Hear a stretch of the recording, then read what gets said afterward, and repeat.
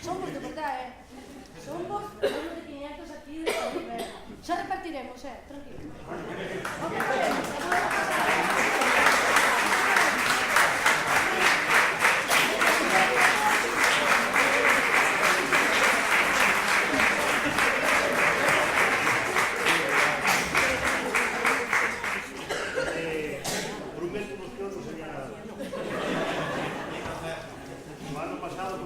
Tamén de cantar o día 28 de decembro, as miñas somos revés.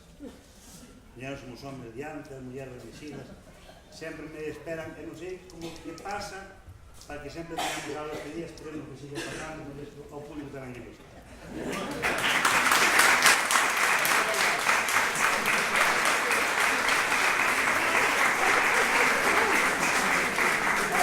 Agora que comecei a falar, xa aproveito, felicito todos por Nadal, que me acaba de pasar, deseo un próspero ano novo, decir tamén que estamos encantados de estar aquí colaborando con este actor de Puntiñas. É unha cousa nova que fan, queremos que isto siga evolucionando no tempo, creo que é bonito para vos, sobre todo, para nós tamén.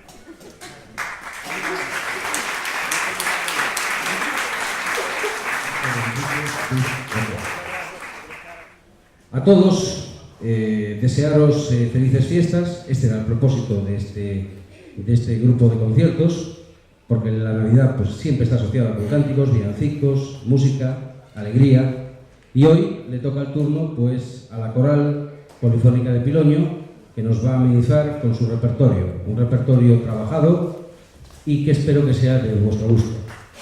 Un aplauso para ellos, por favor.